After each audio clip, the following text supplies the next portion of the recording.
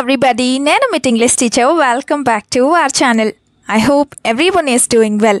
ఈరోజు కూడా మీ అందరి కోసం మరొక మంచి వీడియో స్టార్ట్ చేయబోయే ముందు ఈ వీడియో డిస్క్రిప్షన్లో మీ అందరికీ ఉపయోగపడే మంచి ప్రొడక్ట్స్ని ట్యాగ్ చేశాను. అవి మీకు నచ్చితేనే లింక్ క్లిక్ చేసి పర్చేస్ చేయండి. ఇప్పుడైతే we were having a Telegram channel. ఈ టెలిగ్రామ్ ఛానల్లో ఎవ్రీ మినిట్ కూడా చాలా మంచి డిస్కౌంటెడ్ డీల్స్ పోస్ట్ అవుతూ ఉంటాయి. ఛానల్ అంతా ఒకసారి చెక్ చేయండి. వర్త్ అనిపిస్తేనే జాయిన్ అవ్వండి. ఛానల్ లింక్ డిస్క్రిప్షన్లో అలాగే కమ్యూనిటీ పోస్ట్లో ఉంది, ఒకసారి చెక్ చేయండి. ఇప్పుడు ఈ వీడియోలో కిడ్స్కి సంబంధించిన సెంటెన్సెస్ని ఇంగ్లీష్లో ఈజీగా ఏ విధంగా చెప్పాలో క్లియర్గా ఎగ్జాంపుల్స్తో చూసేద్దాం. వీడియోలో ఉన్న సెంటెన్సెస్ మీకు యూస్ఫుల్గా అనిపిస్తేనే ఒక లైక్ చేయండి. అండ్ నౌ ప్రీవియస్ వీడియోలో నేను మిమ్మల్ని 2 క్వశ్చన్స్ అడిగాను కదా. వాటిలో ఫస్ట్ వన్ ఇస్ పంట పొలాలని మనం ఇంగ్లీష్లో క్రాప్ ఫీల్డ్స్ అని చెప్తాం. And the second question is నీ మాటలు నీకు తప్ప ఎవరికి అర్థం కావు. ఈ సెంటెన్స్ని ఇంగ్లీష్లో no one understands your words except you ఈ విధంగా చెప్తాం. ఇప్పుడు మీకోసం ఈ వీడియోలో 2 క్వశ్చన్స్ ఉంటాయి కదా. వాటిలో ఫస్ట్ వన్ ఇస్ బురద నీళ్లు లేదా బురద నీరు. దీన్ని మనం ఇంగ్లీష్లో ఏ విధంగా చెప్తాం? What do we call this in English? Let me know in the comments. Now the second question for you which is phone ఇంత వేడిగా ఎందుకు అయింది లేదా ఇంత వేడిగా ఎందుకు ఉంది. ఈ సెంటెన్స్ ని ఇంగ్లీష్లో ఏ విధంగా అడుగుతామో మర్చిపోకుండా కామెంట్ సెక్షన్లో కామెంట్ చేసి చెప్పేయండి. ఇప్పుడైతే లేట్ చేయకుండా మన వీడియోని స్టార్ట్ చేసేద్దాం. Let's get started. First sentence of this video is ఇక స్కూల్కి బయలుదేరు. స్కూల్ రీఓపెన్ అయినప్పుడు ఇలా చెప్తూ ఉంటారు కదా. సో దీన్ని ఇంగ్లీష్లో you have to leave for school now ఈ విధంగా చెప్తాం. You have to leave for school అంటే నువ్వు స్కూల్కి బయలుదేరాలి లేదా బయలుదేరు అని. Now the first example is the holidays are over so get ready to go to school.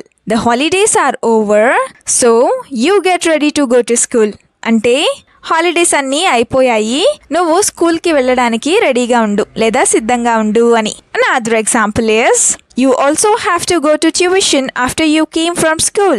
You also have to go to tuition after you come from school అంటే నువ్వు school నుండి వచ్చిన తర్వాత ట్యూషన్కి కూడా వెళ్ళాలి అని. సెంటెన్స్ నెంబర్ 2 is నిద్రపోతుంటే స్కూల్కి ఎప్పుడు వెళ్తావు. ఎక్కువసేపు నిద్రపోతూ ఉన్నప్పుడు ఇలా అడుగుతూ ఉంటారు కదా. సో దీన్ని ఇంగ్లీష్లో when will you go to school if you keep sleeping? When will you go to school if you keep sleeping? ఈ విధంగా అడుగుతాం. కీప్ స్లీపింగ్ అంటే నిద్రపోతూ ఉండటం అని. Now the first example is you have become quite accustomed to sleeping too much during the holidays.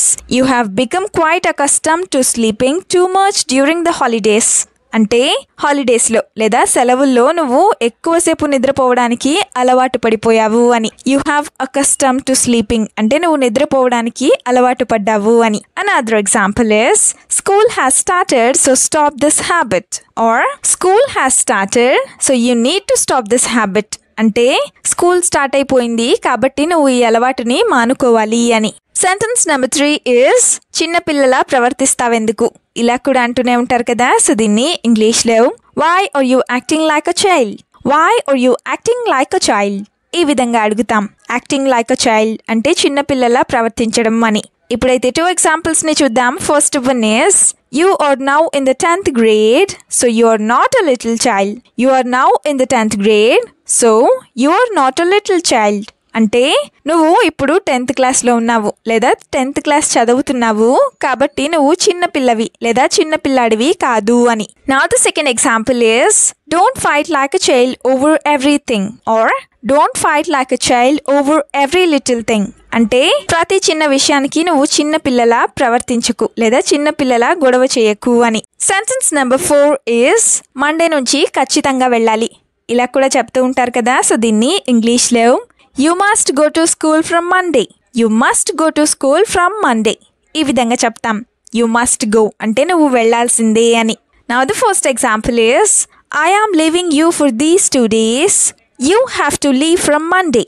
Or I am leaving you for these 2 days and you have to go from Monday.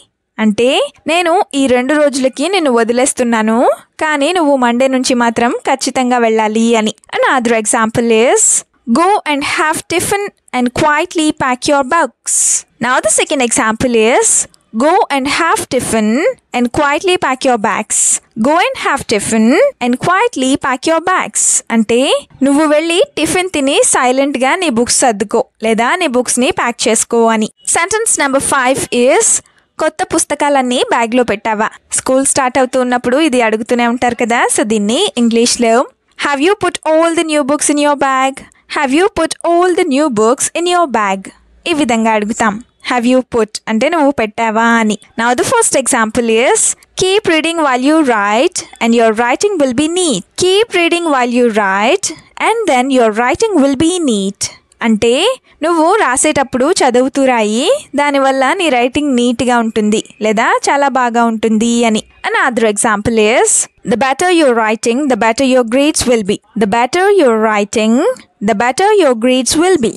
అంటే నువ్వు ఎంత బాగా writing లేదా నువ్వు ఎంత నీట్గా writing రాసినట్లయితే నీ grades లేదా నీ మార్క్స్ అంత ఎక్కువగా ఉంటాయి అని. Sentence number 6 is school bus 5 నిమిషాల్లో వస్తుంది. మార్నింగ్ స్కూల్కి వెళ్ళేటప్పుడు ఇది చాలా సార్లు అంటూ ఉంటారు కదా. సో దీన్ని ఇంగ్లీష్లో your school bus will arrive in 5 minutes. Your school bus will arrive in 5 minutes. ఈ విధంగా చెప్తాం. In 5 minutes అంటే 5 నిమిషాల్లో వస్తుంది అని. Now the first example is put the lunch box in your bag without rushing.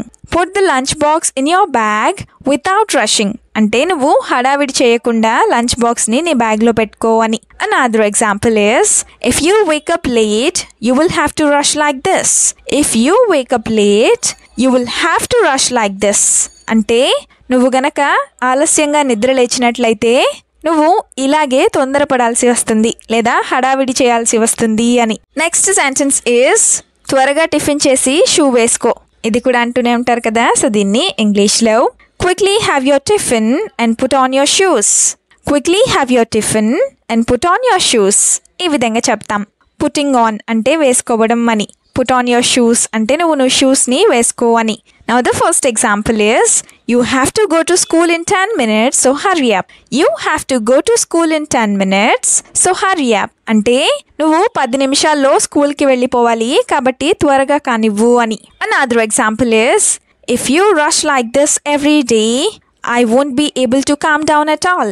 If you rush like this every day, I won't be able to calm down at all. అంటే నువ్వు గనక ప్రతిరోజు ఇదే హడావిడి చేసినట్లయితే నేను అస్సలు ఊరుకోను అని. నా the last sentence is ready అవ్వడానికి ఇంకెంతసేపు కావాలి?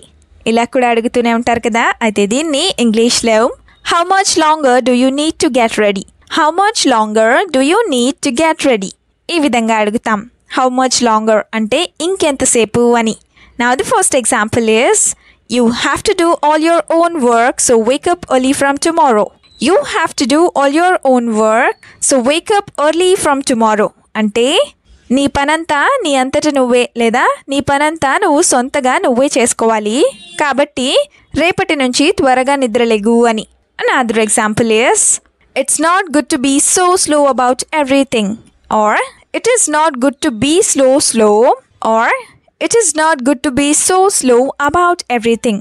అంటే ప్రతి విషయంలో ఇంత నిదానంగా లేదా ఇంత స్లోగా ఉండటం మంచిది కాదు అని. వీడియోని ఎండ్ వరకు చూసినందుకు థ్యాంక్ యూ సో మచ్. వీడియోలో ఉన్న సెంటెన్సెస్ అన్నీ తరచూ ప్రాక్టీస్ చేస్తూ ఉన్నట్లయితే you will become a better and fluent English speaker. ఈ వీడియో మీకు ఏ విధంగా అనిపించిందో మీ ఫీడ్బ్యాక్ని మాత్రం తప్పనిసరిగా కామెంట్ సెక్షన్లో కామెంట్ చేసి చెప్పండి.